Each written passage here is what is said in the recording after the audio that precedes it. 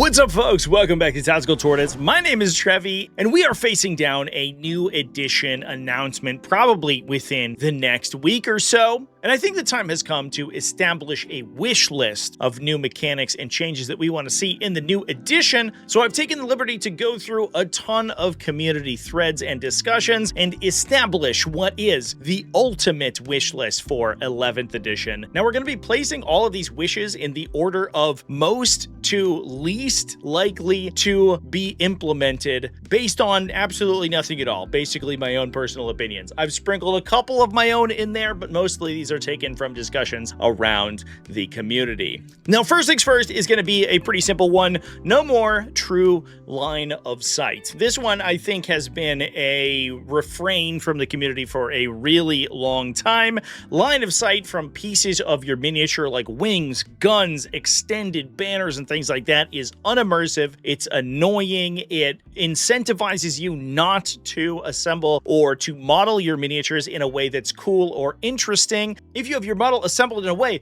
where its sword is pointed out heroically, or it has additional accoutrements on its backpack that can potentially hurt you when it comes to line of sight on the tabletop, that sucks and is annoying. In addition, in 10th edition, we've also seen a lot of cases where some miniatures, if we can name a couple of examples, things like Lords of Change or Magnus the Red, are base measuring miniatures, which means that measurement to and from the miniature comes from their base. However, line of sight gets drawn from the model itself, which means it comes from wings or staves or things like that, which means in some cases they can rotate and orient themselves to gain line of sight to you in a weird way that you might not expect, to gain line of sight over terrain features and things that are bizarre and strange and don't really work the way that we want them to. So I think it's fairly reasonable to expect that in 10th edition 40k, we are gonna see a change such that line of sight gets drawn only from portions of the base or portions of the hull of a miniature,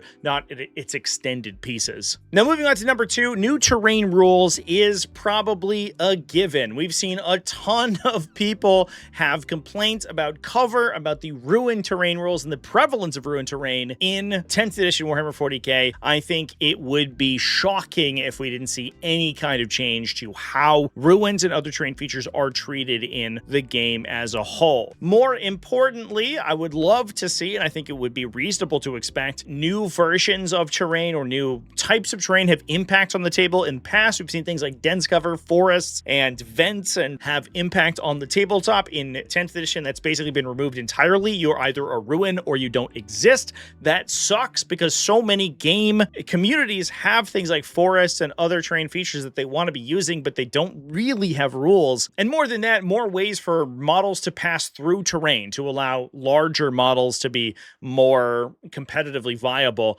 It's kind of been a refrain throughout the entirety of 10th edition that you're good if you can move through terrain features. If you can't move through terrain features, basically why even show up, especially for units with large bases. We see things like Honor Dragoon Crawlers, Soul Grinders, and even heavy tanks, things like Rogel Dorns, Land Raiders, and Super Heavies that can't move through terrain features. And in some cases, especially on competitive terrain sets, where the terrain tends to be kind of clustered so that alpha strikes are less powerful, those units tend to be so massively impacted that they end up being competitively non-viable. Expect to see more varieties of terrain be useful, and I expect to see some changes to the baseline ruin terrain feature rules to allow more of these units to be usable. In addition, some players have asked for cover to be nerfed or to be reworked. Currently in 10th edition, the adage is, generally speaking, if you haven't positioned yourself in a position where you have explicitly prevented cover from being assigned to your target, or you don't have ignore cover on your weapon, your opponent's basically always in cover.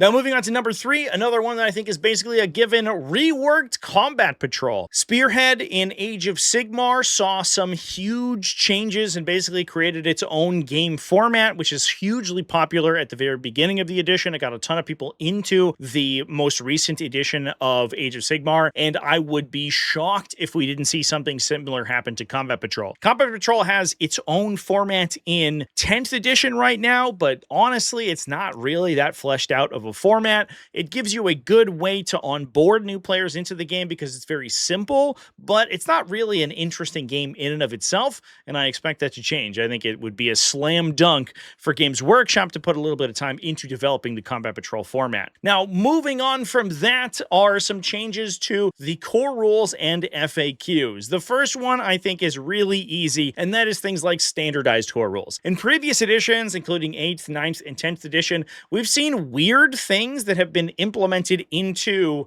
mission rules rather than core rules. The biggest example of that are turn 1 deep striking, which for some reason, if you read the 10th edition Warhammer 40k rulebook, is just legal. However, if you read literally any mission format besides the one that's included in the core rulebook, those mission formats make it illegal, and that's crazy. It would be shocking to me if we continue to see that dynamic occur in 11th edition, where there are some rules that are universally applied to all formats of the game that are not applicable when you're reading the core rulebook, but are only applicable when you're reading certain format rules. That would be crazy. Now, on top of that, I think there are a lot of other cleanups that Warhammer 40k could do to its core rules. Things like codifying activations within a phase. That's nomenclature that we use in the community for a lot of stuff. You know, for example, you say, oh, it's my activation during the shooting phase, which is to say that my unit has been selected to shoot. And that's just sort of expected by the community, but we don't use that nomenclature in the rules itself. And that creates a lot of issues where determining when is a unit eligible to shoot versus whether they are just activating to shoot outside of the phase is really weird and strange. If you simply gave them a shooting activation, for example, which had all of its rules baggage condensed within it, that would make things a lot easier. On top of that, there's a lot of other cleanup that Warhammer 40k could do. Now, I'm going to add another one in here on this point, and that is standardized FAQs. To be honest, this is less likely than the core rule updates that I expect we see in a new edition. However, I'm going to put it in here because it's kind of a very similar point. Right now, we use a combination of the balanced data slate and faction packs to determine the actual mechanics of a faction in addition to its codex rules, as well as to determine the actual rules for the game itself. We use a combination of the core rules and the rules commentary. However, it's not necessary to do all of that. There's this belief within Games Workshop that some players will use one or the other of these rules formats, and in some cases they actually literally contradict themselves, and we don't really need all of those. You can just condense those down into a single document, and then we don't need to have any updates to that. I think that there's this idea that the balanced data slate is only for players who are playing in tournaments or who are playing competitively. I don't think that's actually very realistic. I think that a lot of players use the balanced data slate, or they aren't aware that the games have been changed online at all, in which case they'll use neither of them. The idea that some players will use one document and not the other document, even though both documents are hosted in the same place online, is crazy to me. And it creates these weird inconsistencies that just confuse the community and confuse players in the game that I don't like. And so we should change that. And I would love to see a consolidation of all of these different rules into a single document for each faction. That would be so much easier. Now, another change I've talked about in the past that I think is going to be relatively likely to happen is a rework to leaders and leader abilities. I don't think that in 10th edition, leaders, character units that join other units, are going to go away. I think the core mechanic of patching characters to units and even attaching additional bodyguard models to units is going to change whatsoever. However, I do think that leadership abilities will change. In some cases, there are abilities that leaders can grant their unit that say, while you are leading a unit, X applies. You gain sustained hits, or you gain advance and charge, or whatever. I doubt that many of these will survive very long into 11th edition. I think that a lot of these are either going to get errataed into being permanently applied to the entire unit, regardless of whether or not the character is leading, or they are going to be changed when a codex or a similar datasheet update releases. There has been a trend in more recent characters to have their persistent abilities just apply permanently. If we look at things like Barrack Stormbrow or the new Tyrannid Lashwhip Prime, I know that datasheet's kind of a joke right now, but both of those grant sustained hits to their units, and they don't care whether or not they're actually leading their unit. So I would expect to see a lot of these mechanics changed. In addition to that, points. I would also expect to see this change how universal special rules like Scout and Infiltrate interact with characters. Now, moving on to the next one, we have a core stratagem rebalance. This is one that I've harped on in the past, which is that core stratagems, things like grenade, tank shock, heroic intervention, have massive transformative effects on the game, but in some cases are difficult to use for some factions. Factions that are based on melee vehicles, for example, that are non-walker keyworded, can have problems because they don't have access to heroic intervention. It doesn't work for them whatsoever if they are a non-walker keyworded vehicle. Similarly, factions that are built around monsters cannot use the tank shock stratagem, and many factions in the game, such as many Xenos factions, have no access to stratagems like smoke or grenades. This is crazy because it does apply a very small but a very tangible imbalance between factions that have wide access to these stratagems versus factions that don't. Now, we're sort of in the point of the video where these changes are likely, but I'm not sure we're going to see them. So I hope, my fingers are crossed, that we do see a change to these core stratagems, but I'm not 100% sure. Now, another change that I would love to see, and a lot of members of the community would love to see, is changes to the charge or fight phase movement. 10th edition's combat movement rules are fucking wild, dude. I have so many videos covering how these rules are meant to work and how they do actually work on the table, and so many people have come into my comment section and been like, Trevi, these are broken, and the answer is, you're right. They are dumb. They're very restrictive if you are playing them correctly. However, in very specific and unintended situations, they're highly abusable. If you get the exact charge roll or the combat maneuvering that you need to, you can simply break the combat movement rules to make them work in ways they weren't intended to. And if you watch a player who is very good at doing this, it feels like they're cheating, even though they're not, per the letter of the law. The amount of things that you can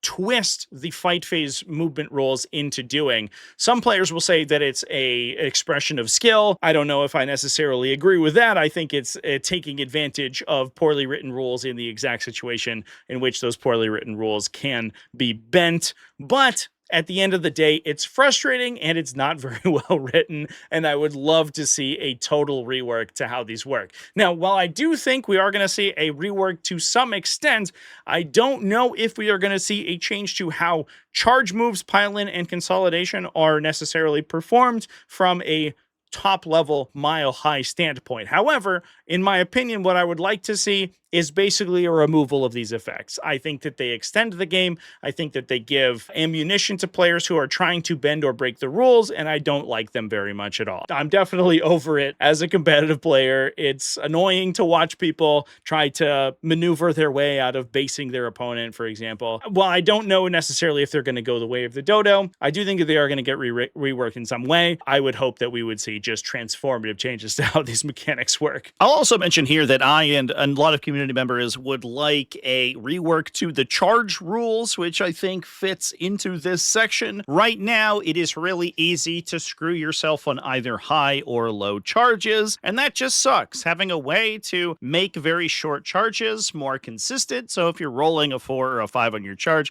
you don't just get screwed by rolling super low on your dice roll. That could potentially end the game. That would be great, and also ways to prevent charges from absolutely blowing you out if you roll too highly and have to walk your unit into heroic interventions or things like that because of the basing requirements that 10th edition has. Now, another rule that many players want to see massive changes to are aircraft rules. Now, outside of a few examples, aircraft units have been largely stone unplayable since the beginning of the edition. In 8th and 9th edition, over some formats, they absolutely ruined the game. Orc and Adeptus Mechanicus flyers in 9th edition. We saw Eldari flyers in 8th edition. There were some Mechanicus flyers in 9th edition, or in late 8th edition, that kind of flew under the radar. I have a whole video about that, by the way, that I've almost done editing, that I swear I'll get done at some point. It's been sitting on my hard drive for like 3 months. But in any case, flyers occasionally just break the game fundamentally, and Games Workshop is very reticent to make them viable again. However, it is the case that they do need reworks because basically for most of the 10th edition, they've been totally unplayable, which is not a state that you want a unit to be in. So hopefully we see a rework to them to be faster, lighter, more standard operating vehicles that have like a set movement characteristic, for example, and are just treated like flyer vehicles, like storm speeders. It's a little unimmersive where, you know, it's an airplane. It would be up in the air. It would be like way up above you doing strafing runs or bombing runs or whatever. But it makes them function on the table in a way that makes the unit actually worthwhile and worth including in the game, which I think is much better than the alternative, which is what we have now where no one ever plays them ever. Number 10, let's talk about battle ready victory points. Currently, you get 10 victory points when you are playing a standard game of 40k if your army is fully painted. Now, I have a whole live stream where I talk in depth about this mechanic, the downsides of this mechanic, and the ways it can be abused. In my opinion, I don't think it's necessary in the context where you are going to enforce a painting requirement on your players. You'll simply tell them that painting is required and they have to do that to participate in the game. You don't necessarily need to enforce that in an alternative way. And in the cases where you're not going to enforce it, which is a lot of them, then having any mechanic like this simply makes the game very difficult to interact with for new players or for players who aren't necessarily enfranchised in the hobby aspect of it. I'm very in support of specific events, especially GTs, majors, narrative events, for example, that want to specify that a certain level of painting or hobbying is required for participation in those events. But when you show up to a game at your local game store or a local league or a Rogue Trader tournament or something like that, and your opponent goes, excuse me, that model's not based, I'm going to take 10 points from you, that's not very fun and cool at all. I do think that Games Workshop itself as an entity has a vested interest in making the game look as spectacular as possible by forcing players to paint their models. So I think we're probably going to see it return in 11th edition, even though I don't really like it as a mechanic. Now, with that, we're going to move on to point 11, that is Loadout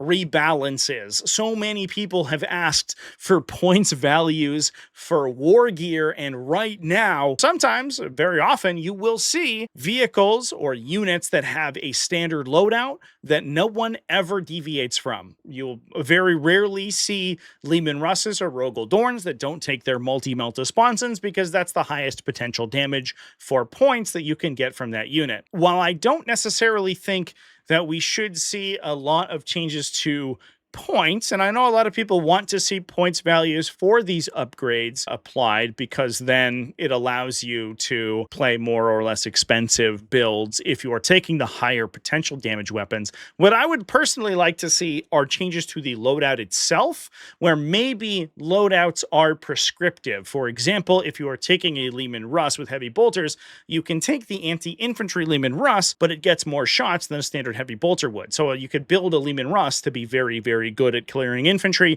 or you could build a Leman Russ with las cannon, hull-mounted weaponry, and multi-melta sponsons, for example, that's very good at dealing damage to heavy tanks. And then it just becomes a metagame question. Do you want to be dealing more damage to infantry, or do you want to be dealing more damage to tanks?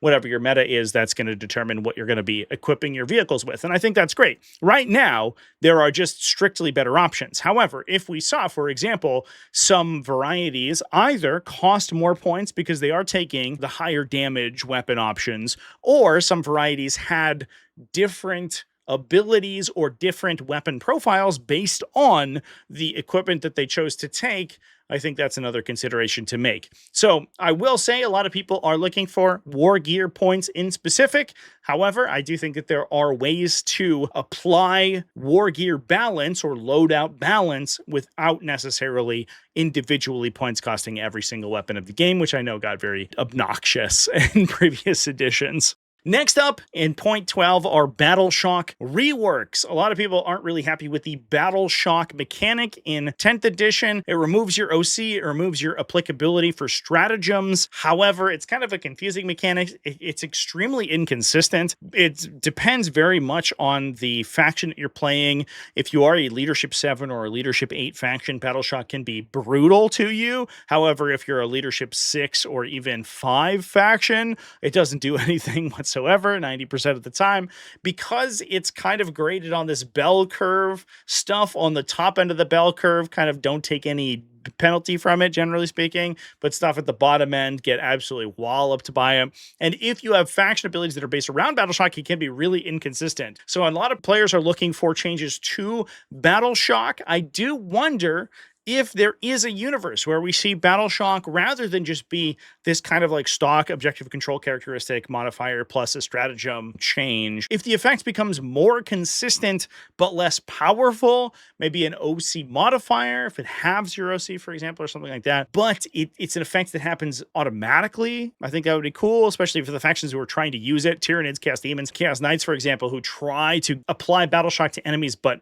really have a tough time actually sticking that effect to high leadership enemies. It gets really weird and inconsistent, and I totally understand why people would want to see that change. Next up are reworks to the fly keyword. In 8th and 9th edition, fly was the most powerful keyword in the entire game, hands down, and it wasn't even particularly close. It allowed you to move over enemy models, it allowed you to move over intervening terrain, it allowed you to charge, all without penalty. It was crazy, and I definitely understand why it was changed in 10th edition to be the less powerful, more reasonable version that we see right now.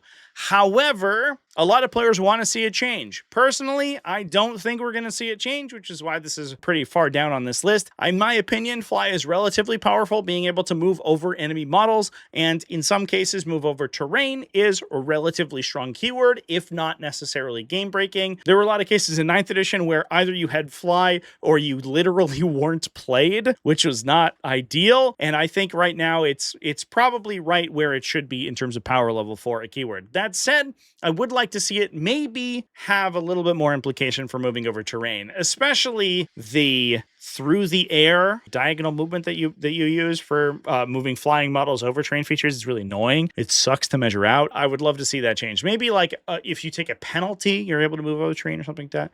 You know, like a pivot penalty, but you're able to pivot vertically, essentially. I think that would be cool. Now let's move on to some big stuff. Point 14 here are rerolls. It feels like every single edition of Warhammer 40k, the call always goes out. There's too many rerolls in the game. Attacks are too consistent. We don't like it, and we want to see them removed. The players are calling for a general rebalance away from hit or wound rerolls, which are too ubiquitous. Now, I have a point later on during this video where I'll talk about, I think, exactly why that this is happening. However, I will definitely say that the late stages of 10th edition have introduced tons and tons of rerolls. There are multiple faction or detachment abilities that simply add rerolls and stack rerolls to a unit, which feels overbearing in some cases, where everything, if they are intelligently composed, is, you know, hitting on 2s, rerolling 1s,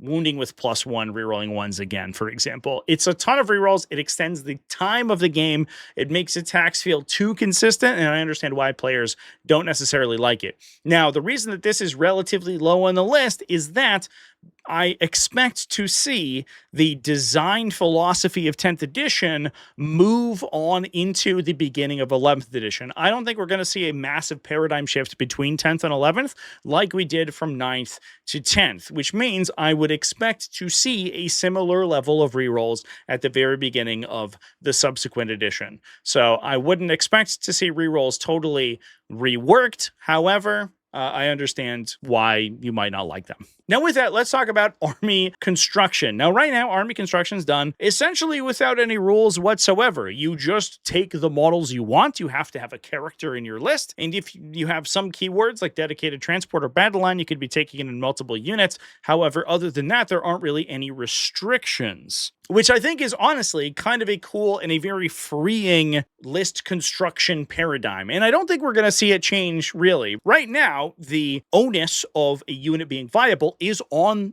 the design and the development team to make that data sheet workable by itself. In previous editions, we had requirements like the requirement to take troops options, which then added additional rules baggage to things like tactical marines or scout squads, which were troops options, which could fulfill your core requirements for a list. I don't think that's very reasonable, and I don't think it's necessary anymore. These days, you still take units like intercessors or scouts because they're generally good units and they're good of their own accord. You would take them even if there weren't any battle line or other requirements. However, some players have suggested some changes to make lists a little bit more varied. One thing that I think is really cool are variant points values for duplicate units. For example, very powerful pieces like Riptide Battlesuits, Vindicators, or Repulsor Executioners have been spammed over the course of 10th edition, and they could be taxed for spam to encourage single play in lists because they're a very powerful centralized piece. However, to punish players who are taking a ton of them. I mean, right now, we're talking about players taking multiple Land Raiders, for example, to stat check your opponent out with 2+ save T12 profiles. If those Land Raiders became more and more expensive, the more you took of them, you would probably restrict yourself down to 1 or maybe 2. The third one might be too expensive. I think that's very cool. And I think that is a change we potentially could see. I don't know if we are going to see a change back to force organization charts like a lot of players are requesting, but I do think that we could see maybe some changes to how points are calculated. Now, we have seen some effects like this in the past. Detachment caps for units in 9th edition come to mind. In 9th edition, some units were restricted to 1 per detachment, so that in order to take multiple of them, you had to either pay additional command points or you had to bring additional battle line units, for example, or troops units as they were at that point. However, I don't think we're going to see a rebalance like this. The one reason that a change like this is relatively low on my list is that I honestly don't think, at least at the outside of the edition, that Games Workshop can be bothered to try to balance this. But I do think it is a cool option we could see in the future. Now, moving on to point 16. These are rule changes that I think are very unlikely to see implemented in a new edition. The first one is rebalance lethality, and this kind of goes hand in hand with rerolls. I said I would talk about this effect more later on in the video, and we have reached that point. Speaking personally, the reason I don't think this is going to change is because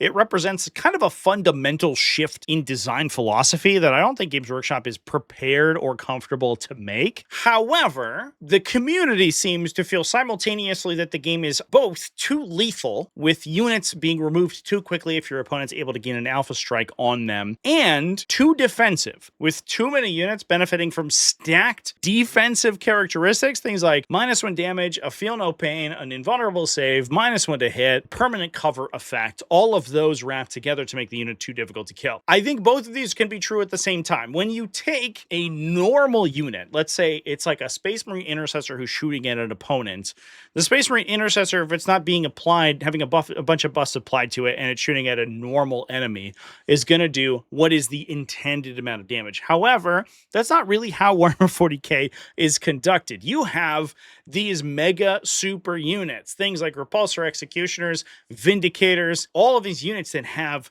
massive stacks of offensive buffs on them. Rerolls to hit, bonuses to hit, improved criticals, critical effects, +1 to wound, rerolls to wounds. These can all be stacked together to the point that they one-shot whatever they're shooting at. To combat that, this has created an arms race within the game, where as the edition has progressed, more and more things get these stacked defensive characteristics, and we've kind of seen the ultimate example of that be things like these Catan Shards, which for 300 or so points, you get a high toughness unit with a 4+ invulnerable save, -1 damage, 5+ feel no pain, regeneration, the ability to regenerate on your opponent's turn, ways to get wounds back, for example, potentially -1 to be hit, tons and tons of overlapping defensive effects to keep them alive from units that are stacking all these offensive bonuses. So while I think both sides are correct here, in my opinion, at a baseline, when you are attacking with no buffs, the game is too defensive. However, when you are stacking all those buffs and attacking something that isn't damage debuff stacking, the game is too lethal. So both of these things can be true at the same time. Is that a positive play environment? No, it's not. However, I don't know necessarily how or if Games Workshop wants to change them. So while I understand, and right now a lot of players are looking for ways to change this, we want to see less rerolls, we want to see less stacked offensive abilities, we want to see less 4+ invulnerable saves to make it so that the game deals a more normal amount of damage, of course, across the entire game. I don't necessarily know if or when that's going to happen, but it is on the wish list. Now moving on to some absolutely crackpot wishes. No more allies. You can't ally units from any other faction in the game. This one does feel a little bit possible, but only because it feels like a lot of allies from other factions are just being wrapped into factions themselves. So good examples are like Chaos Demons with the cult-specific Chaos Codexes. So Chaos Demons, originally their own faction in 10th edition, 11th edition, could just be wrapped into their own codexes. Undivided demons are part of Chaos Space Marines. Nurgle demons are part of Death Guard. Zinch demons are part of Thousand Sons, for example. That said, I don't know if Agents of the Imperium or Unrathi units are going anywhere. So I don't know necessarily. That's why this question is super far down on this list.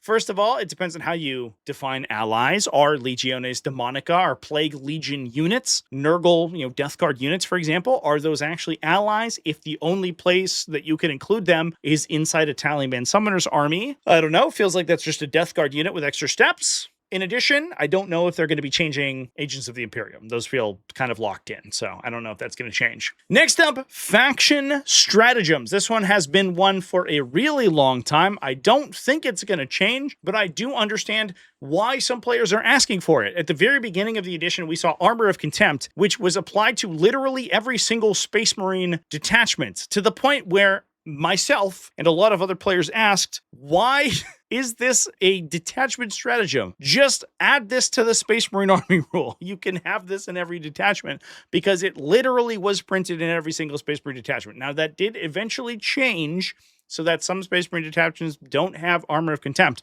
which I think is more interesting for build variety, but I do understand the request to have certain stratagems that are tied to a faction. Personally, I would love to see 1 to 2, maybe 3 stratagems that are tied to your faction, 4 to 5 that are tied to your detachment, and 1 to 2 tied to a sub-faction. We're going to talk about that momentarily. However, within this point, there are some players who wish to see all detachment stratagems simply moved to their faction, which is crazy. That's how we had it in 9th edition. Factions had 30 or 40 individual stratagems that you had to constantly keep in mind. Most of them were worthless, and it was just a waste of time reciting them to your opponent, but that's how it was. It wasn't a really perfect way to design the game. It wasn't super ideal, and I'm glad that we've moved to a more concise way of doing things. Now, moving on to point 19, one thing I think is relatively unlikely, but I am on my hands and knees begging Games Workshop to implement in a new edition is sub-faction mechanics outside things like Space Marine chapters. Right now, Space Marines are the only faction with sub-factions within them whatsoever. And even that being said, the Space Marine sub-faction mechanics are really underbaked. You play Ultramarines and you have more characters, or you play a different faction and you have 1 or 2 really powerful characters, and those are your options. If you aren't playing a Codex non-compliant sub-faction, which is essentially its own faction in and of itself, like Blood Angels, Black Templars, Dark Angels, for example, then you have a very limited selection. That's not my favorite thing, but I would love to see some changes made to how that works and how it works for other factions, especially when it comes to things like custom sub-factions and especially custom characters within those sub-factions. I know a lot of people are looking for ways to build custom sub-factions or homebrew Space Marine chapters, especially including homebrew Space Marine characters, which have basically no mechanics whatsoever. In 10th edition, a lot of people would like to see those return in 11th. That would make my day, honestly. I think those would be great. And I think it was one big loss that we saw between 9th and 10th edition, the loss of these character and sub-faction customization mechanics where you could build really zany and very personalized army compositions within a faction that you can no longer do in the more recent editions, which has sucked. I don't know. It hasn't been quite as interesting. I do think that Games Workshop really wants to focus a lot of how their game presents itself to the public around epic heroes. Epic heroes are really marketable from like a marketing standpoint. Having Commissar Yarrick and Marnius Calgar and Gazgul Thranka at the front of their respective factions is to showcase to new players. This is an encapsulation of what this faction means, and he's a big, powerful guy who you can root for, and it makes it really easy to sell it to people. Unfortunately, what that does do is it kind of leaves in the wayside the fantasy of being able to customize your own faction and your own armies around what you want to do, which sucks and is unfortunate. But that's the reason that this is so low on the list, is that I think Games Workshop, they want to hyper focus the game around marketable factions or sub-factions rather than allowing you to do more interesting things with lesser known or less marketable ones, which is the endless grind of capitalism. So the sword of Damocles hanging over the Warhammer 40k genre for a really long time, and I think it's probably coming to roost here as we are seeing more and more of the customization options in the game slowly eroded. Moving on from that, I want to see a rework to Ruins. Many people have asked for destructible terrain and changes to terrain features and especially structures in a way that makes them more interesting mechanically on the table. And I think that this is probably unlikely simply for its mechanical complexity, but I think it would be something that I would really love to see. I've actually built whole videos around talking about this in specific, but personally, I would love to see ruins and structured terrain features treated more like transports than they are terrain features, where units can move up and embark into them to then take firing positions on upper levels, use them for vantage and for line of sight, but potentially with the downside that they can be targeted in return fire. I think that would be cool. There's a potential that you suffer damage when your opponent shoots at the ruin that you're occupying. They could destroy it to make it unoccupiable, maybe change how it interacts with line of sight, maybe deal damage to the units inside, but not necessarily kill them. I think that would be amazing. The other thing that it does is it removes the necessity for vertical measurement, which is a huge pet peeve that I have, and I would love it if simply occupying ruins became a mechanic and you got to basically place your miniatures however would be thematic or cool, but their physical, like actual position within that ruin didn't matter quite as much. You just put them in the ruin and they're good. I think that would be sick. So a lot of people looking for something like that. However, I do think that that is a difficult and mechanically complex thing to incorporate into the game. I don't know necessarily if we are going to see that, so that's why it's relatively low on this list. Similarly is mission rebalances. As we move on to point 21, right now in 10th edition, first versus second is incredibly stark, especially based on the mission or the matchup. If you play against an aggressive opponent on an aggressive mission, they can simply jail you out of ever scoring, and even if you're going second, it sucks, everything's terrible. However, if you play a more standard opponent who doesn't have a ton of aggro or a ton of disruption, even if you're you going second, if you and your opponent are scoring a similar amount, can simply win by 5 points at the end of the game. There's very little they can do about it. It sucks. One thing that I would love to see is thought put into asymmetric missions. Asymmetric missions were something that was brought up in Chapter Approved 2025, but kind of like used as like this narrative thing. Basically, it was like brushed aside. Oh, it's narrative only. Don't even think about using them in any way. Well, what if we actually put design resources and development resources into fleshing that out to the point where we saw things like missions that may be scored a similar or identical way. However, the first player got to deploy first and go first, so you didn't necessarily have this weird situation where you have to deploy really cagey and the deployment step of the game takes a really long time because you and your opponent both have to go back and forth on deployment the entire time. However, maybe you have a smaller deployment zone. Maybe you have to start a certain number of units in reserve. They don't get to start in the battlefield. Maybe the objectives are physically replaced, or your opponent has actions on turn one that you don't have access to. It would take a lot of resources to balance in a way that's interesting and functional. I don't think Games Workshop is going to do it, but I think it would be really, really cool.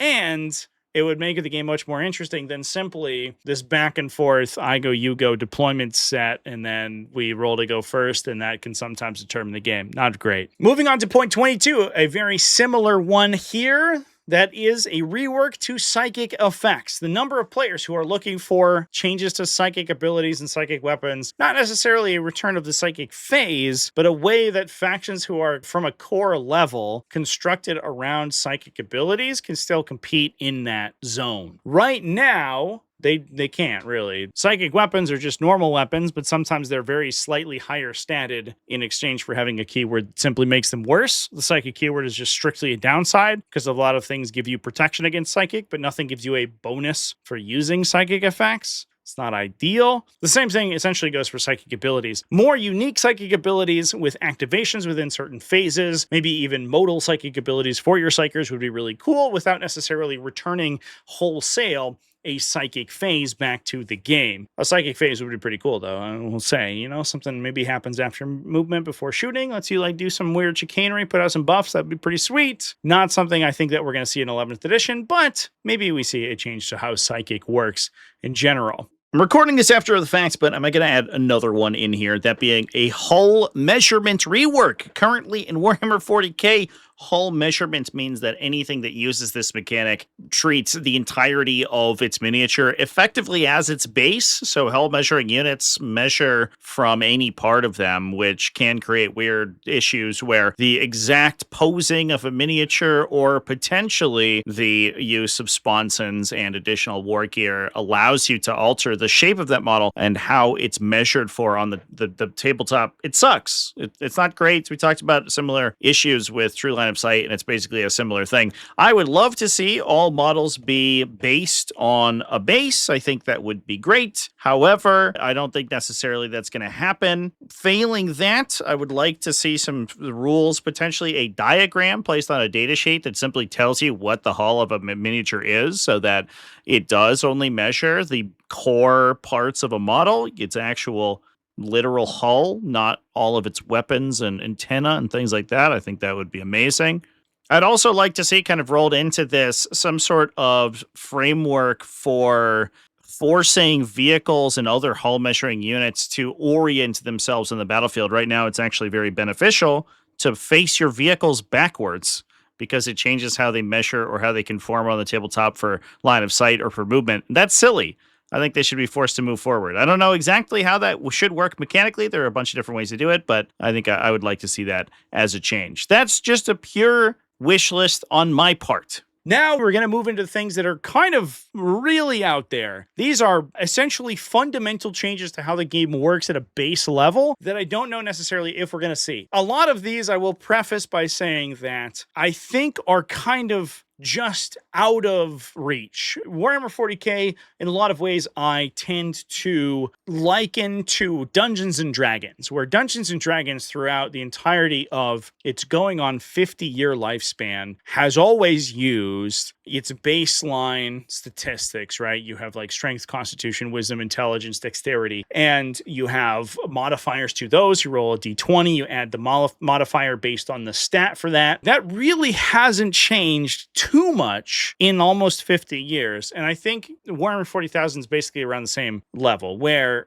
this whole system where you move your unit, then you shoot with your unit, and you roll your hit, wound, saving throw, damage, then you charge with your unit, then you fight, hit, wound, saving throw, damage, that whole thing. I don't think that's ever going to change, to be perfectly honest. I think that's sort of set in stone at Games Workshop corporate. However, that doesn't stop people from putting it on their wish list, and that's what we're going to talk about today. The first big one being alternating activations. And I love talking about alternating activations because I think people misunderstand exactly what the implementation of alternating activations, or ALTAC, would be in Warhammer 40,000. Right now, as it stands, alternating activations at a sort of a core level means that when I move a piece, after I do that, when I act and complete my game actions with that particular game piece, I move over to you, and you get the chance to activate and act with one of your game pieces. Right now, I will act with all of my game pieces because I will move, shoot, charge, and fight, and then you will move with all of yours. Alternating activation, by definition, means that I will move one, and then you will move one. What it does is it totally reframes how you approach your individual pieces, because instead of acting as a part of an army, each of your individual activations either acts as an anchor for your team, something that can activate in a very crucial point and do a lot of damage, or as something that can activation pad for your team and can try to manipulate the activation sequence in a way that's beneficial to you. There is no way to play any sort of alternating activation system that doesn't reframe all the mechanics of the game towards this paradigm. Just straight up. That's just how it works. It changes your focus of the game from the combos and the effects that your units are applying during your turn to how you can activate those units over the course of the sequence of unit activations. In addition, if you were to play sort of raw alternating activation within Warhammer 40k, it would be a fucking nightmare, dude. The one thing that Warhammer 40k does really well is that it allows very different armies to interact. You can look at a Drukhari army that has 6 Venoms and 18 individual units of 5 infantry with several attached characters to make multiple small, very lethal, hyper-mobile units, and then on the other side you can look at 5 Chaos Knights, and those two armies have an equal chance of winning. It's incredible, to be honest, what Games Workshop has been able to do, where it's able to make these wildly asymmetric armies do something really interesting without really bending over backward from a mechanical standpoint. There's no way you can make those two armies work in any way interestingly together in a raw alternating activation system, which means you would need to go into the bones of the game and create some sort of offset for armies that are going to activate 1 trillion times versus armies that are going to activate a very small number of times. And that adds a lot of work. This wish list is so low on this tree because I don't think the Games Workshop has the time or the wherewithal to try to implement something like that.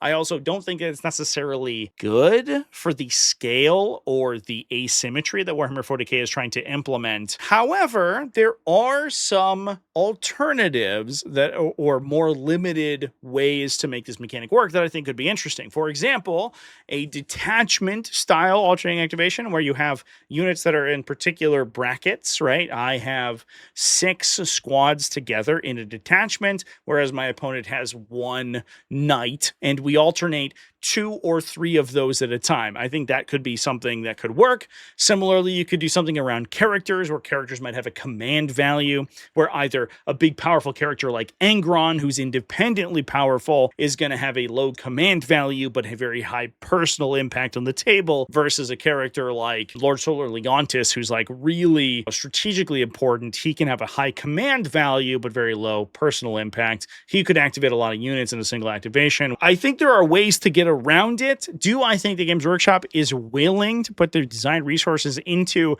taking a game that is as sprawling and army based as Warhammer 40k and putting it into an alternating activation system? Absolutely not. I have a lot of feelings about alternating activation. I don't necessarily dislike alternating activation as a concept, but it has to be so intelligently applied to a game, and so many of these people who are looking for alt-ac to be applied to Warhammer 40k, I don't think it necessarily understand what they're asking for. However, there are some other things you could do. One thing I think is really interesting is you could apply damage at particular times during the game. For example, you could apply damage from shooting attacks at the end of a round. So instead of having this whole system where like I move up and I shoot you and you take casualties and then I charge you and then take more casualties, you go I move up and I shoot you and then I charge you, and you stack all of that incoming damage, then you go through your whole turn, then you receive casualties. That kind of apes what a lot of people want to see with alternating activation, where I get to move while my opponent's like beating the shit out of me, but it still both allows both players to interact with the combat system. If we were to see a change to how activations work in 11th edition, I think that would be probably how it ends up being implemented. Now we're really getting into the insane stuff. These are core system changes or just comments that I thought were really funny. Next up is no more balance updates. When the codex releases, that's how it works. I don't think there's any chance in hell that that ends up actually being implemented. I understand why gaining a codex and then having a codex be altered in the future is frustrating to players, especially to players who say, oh, why don't you just change it with points values, right? Points values can change everything. Well, in some cases they can. And in some cases, they would have to make your army so ridiculously points heavy that you basically aren't playing with any miniatures whatsoever, and you don't really like interact with the game systems in the same way that other factions do. Do you mind? However, the one thing that I would contend is that the factions that tend to require a lot of balanced data slate updates are the ones that have more interesting and kind of rebellious game design implemented within them. Without a codex releasing at a point that was obviously too powerful, we wouldn't have gotten to that stage, right?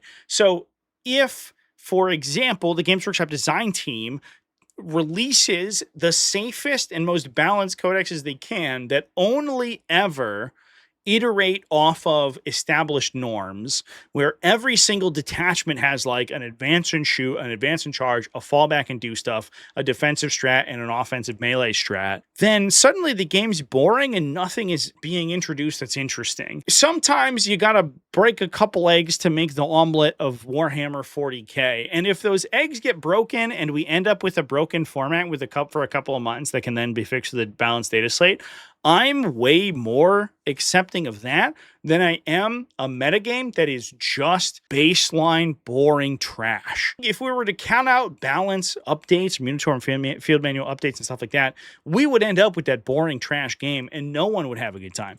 So I'm up for often and interesting balance updates because I think that it inspires the design team to do more zany and crazy stuff. I understand where they would be obnoxious if you're not super enfranchised in the game. I get it and I commiserate, but I do think that the game is better off for them. So that's why this is so low on the list. I doubt that we are going to see a future with no more balance updates. Moving on from there, 25, no more stratagems. Just bin stratagems. I don't think it's happening, my guy. I think those are locked in at this point. That's basically how armies in Warhammer 40k implement mechanics that aren't simply the core mechanics of the game. And so, yeah, I think that's I don't think that's going anywhere. Moving on from that is something that I think would be very beneficial to the game, but I don't think in a million years is ever happening. I actually devoted an entire live stream to this where I explained some of my ideas for how this could be implemented. But that being point 26 here, a reworked attack structure. As I mentioned before in the video, I believe that the core mechanic of Warhammer 40k is set in stone. I don't think the hit, wound, save, damage, feel no pain is ever changing. And for better or for worse, I think that we as a community and a player base are saddled with that for the foreseeable future. However, there are so many ways that could be reworked to be more interesting. For example, if you increased the attack volume of attacks, but limited their area of effect, for lack of a better term, to lower numbers of models, that could increase the consistency of attacks without necessarily increasing their maximum damage. So, for example, if an attack that dealt 6 damage simply attacked 6 times with 1 damage effect, you would do the same average amount of damage, but you would average that damage over a longer period of time, rather than either doing 0 or 6. You could do anywhere around the spectrum of between 0 and 6, which increases your consistency without necessarily relying on things like stacked feel no pains, damage reduction, invulnerable saves, all this stuff that we were talking about previously. Or on the flip side, hit bonuses, rerolls, all this stuff to increase your own consistency. In addition to that, there are ways that we could speed up the attack sequence quite a bit. For example, if you have special weapons in your unit, don't necessarily give them a separate profile, but maybe give them bonuses against specific target keywords. Star Wars Legion does a great job at this, where you basically only just roll a set number of dice, and the dice always are essentially the same stats. However, you apply bonuses to your attack pool based on the weapons that you're attacking with.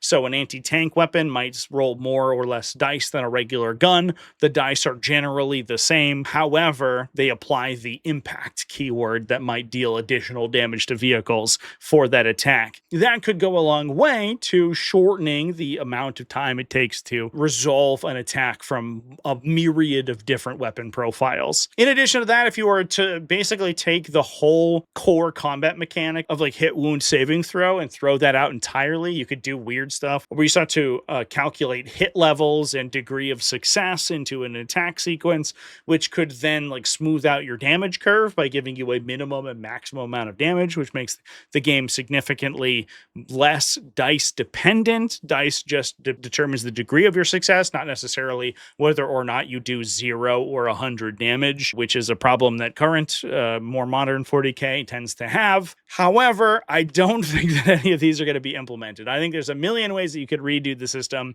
so that Warhammer 40K resolves more quickly and requires less rerolls, requires less special stacked abilities to resolve in a more reasonable way. However, I don't think we're going to see any of that change, which is why that's almost at the end of the list. And that brings us to our final wish list. No more D6s. Just get rid of them. Roll a different kind of die. I've seen some players who have suggested D8s. I've also seen some players who have suggested larger dice, like D12s or D20s, referring to dice with greater numbers of facings on them. In my opinion, there's no fucking way, especially 40 years into the game. This is probably a less likely outcome than changing even the core mechanics of the game. I think we see stratagems and we see the hit wound damage roll system changed before we see D6s removed, likely and largely because the community uses D6s. In a very similar vein to our 28th and final wish list, which is no more measuring at all. You move the system to a grid system where you don't use tape measures anymore. This one always comes up when it comes to people's opinions about tabletop games, miniature games, Warhammer 40K in general. Why don't we just use a grid system and everything's like covers determined on a grid? The terrain's just like certain squares on the table. It's such a fundamental paradigm shift to how miniature games work. Is it necessarily worse? No, I think there are pros and cons to both varieties of measurement systems. However, a true measurement system like Warhammer 40K is how the game has developed for the last almost 4 decades. And I don't think that's going to change anytime soon. I think we're stuck with pulling out your tape measure and roll and measuring some inches on the table and rolling some dice. I don't think I would expect to see those things change in 11th edition. However, many of the things towards the top of this video I would expect. But that is it. That is my ultimate wish list for Warhammer 40K based on comments from the community. Thanks so much for watching all the way to the end of the video. Thanks to everybody who supports TacticalTortoise, whether that's over on Patreon at patreon.com/TacticalTortoise, YouTube channel members, Twitch subscribers. All you people are amazing. I love you. Remember to keep it classy, folks, and have happy wargaming.